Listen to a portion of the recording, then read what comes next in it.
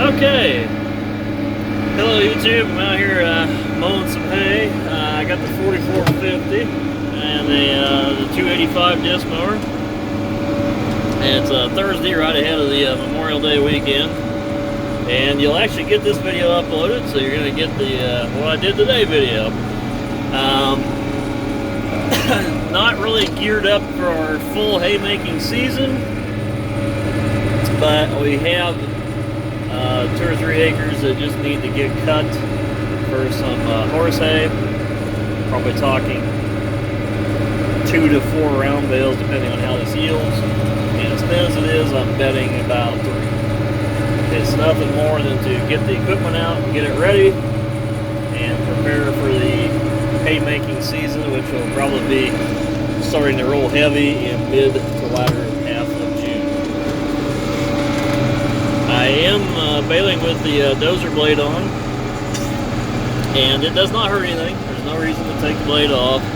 I have talked about this in some earlier videos, but I've said, you know, every year I go out and I mow hay, and sure enough, here's a tree that blew down, or something or a rock that came up from frost pushing it up, or so just something that needs scooted off to the side, or you know, a hole somewhere is developed. But every year I cuss it. I go, wow, I wish I had a blade or a loader on this tractor and I could move whatever off to the edge of the field here. You know, it actually gives me a good sight line to shoot off of. Works fine. No reason to take it off. But then again, I might pull the 2 pins and actually set the blade off too if I get it first cut out of the way and I don't find any for it. I'm also baling with the left dual on. You get on really steep ground like this little patch is, which you really can't tell from the camera here. But you can hold that side downhill and it'll give you a little more stability. And also, I hate wearing out my rear tires unevenly. I don't even like taking this dual off for the mower. They're all brand new rear Firestone tires. I like to keep them all brand new. And I wish they would build these mowers a little bit wider. And this is a John Deere 285 disc mower, which was this is a very good series of 265s, 75s, 85s.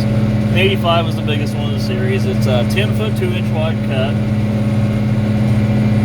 These are available in 540 PTO only. This particular mower, if it had been a 275, would have replaced the 270. Now this particular one's a 285, and a 285 is now remodeled. I think that came out a year or so ago. It's a R310 model now. So they have a little bit of updates to the 3-point linkage. Down here they have some updates to the 3-point linkage, and some latches and things are a little easier to use on the R310 and the 285. But otherwise, the cutter bar, everything's the same. These are made by Kuhn. The price for me to buy a John Deere versus a Kuhn was identical. Our Case IH dealer is a Kuhn dealer. The John Deere dealer, of course, sells it under their name. And it did not matter which dealer I went to, the quote was the same, and to match up the John Deere equipment, I opted to go for a John Deere. Just paint-wise. I do have some quick hitch adapters on this mower that are, so John Deere quick hitch will hook you right into it. Makes it very quick and easy to hook up. But I do wish these went out there a little farther so I could run with both duals on there. There is a series of these mowers made, and they're called a lift control. There's a 3510 Kuhn, and then there's a 4410 model that's like a 14-foot version. And a lift control basically pivots the cutter bar in the center so it can pivot each direction, and then they fold around to the rear instead of standing up vertical. And I had looked at one of those mowers. Actually, they do stick out far enough so you can run duals on there. You might lose 8 inches of cut maybe. So I had looked at one of those mowers just in the idea of putting it on the 8400R and basically leaving it on there all summer, but I'm gonna see how some of our hay markets go, and maybe play around with the idea a little bit this year. Just I bought several other things, and I don't think I want to spend the money on that mower right now. I'm getting the baler ready to go. We have a 569 premium. Premium John Deere's run on ISOBus as the monitoring system versus a standard baler monitor. So on 8100, which I intend to bale with, I'm having to buy the John Deere Green Star wiring harness kit. And I'll have some more videos on that baler and that wiring harness kit in the near future. We have a real nice weekend of weather coming up. It's Memorial Day weekend. And happy Memorial Day to everyone. Probably 90 degrees. We are very short of moisture here. Our peak weather, bad weather season really only yielded us about 2.5 inches of rain here in our particular farm. And I heard some other areas that had well over 3, but they came very, very quickly. And there's a little tiny pond right there, and you can just, it's just very, very low. But this little patch is about maybe 2 acres here. And good clean grass. It's a little early to mow it, but I need a few bales here, and I just wanted to get the tractor out, get it hooked up. Same with the baler. I want to get it out and get it working.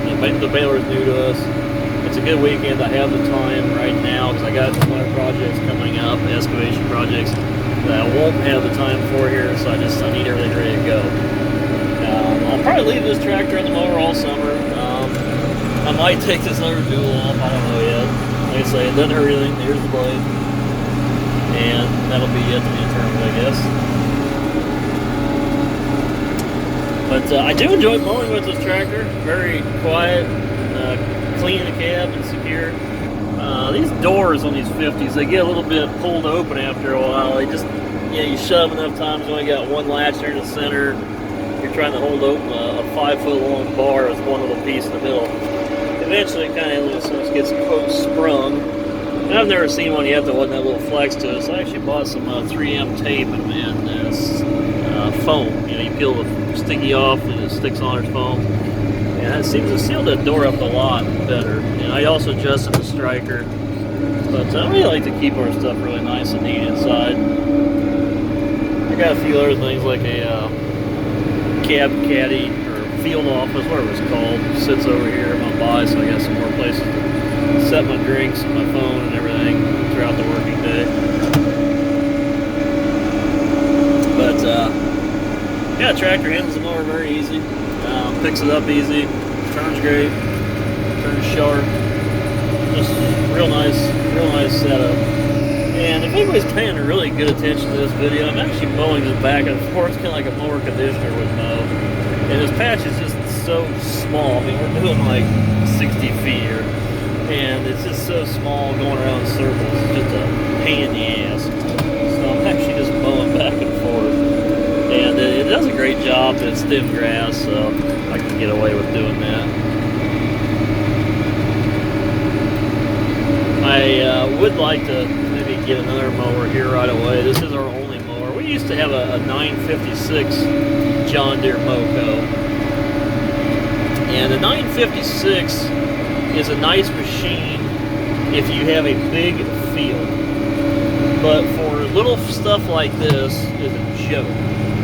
And another problem with the 956 is you have a solid 15-foot wide cutter bar, and then you have a hitch out here on your tractor. And the cutter bar and everything, you go over a low spot, you better be hydraulically rolling the header forward or backward, because that hitch is going to pull it right down into a rut. And I can explain that better. I wish I could find one to do a walk around on. But big stuff, awesome mower. Small field, royal pain in the rear. I would rather have a mounted mower. The only good advantage of the mower conditioners is you can go both, back and forth. The 956 definitely went out wide enough to get past your duals. There's a mower made by Vermeer. It's like a TM, I think it's a TM 1400. I'm going to have to look that up again. So my brain's a little razzled against other brands. But that mower is tree in the way there. That mower is basically a center pivot disc mower. It does not have conditioning system. It just mows it and drops it. But the beauty of that mower is it has two individual cutter heads. So it's basically like two of these disc mowers. And it's a center pivot frame. And the wheels are more towards center, so it allows the headers to float. And I'll try to maybe explain more of this as our hay in season, some of these hay in season videos keep getting produced. But that to me seems like the Cadillac of a mower for an operation like ours, where you're mowing, well, steep ground. You can just see quite how steep that is. We're short on water. We could use a good rain. Does not appear to be anything in the forecast, at least not right away. And I got this weekend. I'll do another little video here for you, and it's going to be basically micro farming, but we're going to get a little bit of hay put up and kind of test the equipment. I'm just having fun with it. That concludes this patch, so I think I'll conclude the video. But thanks everybody for watching. Appreciate all the comments, and stay tuned for more videos. We're going to have a lot more, and yeah, please comment, rate, and subscribe, and stay tuned for more.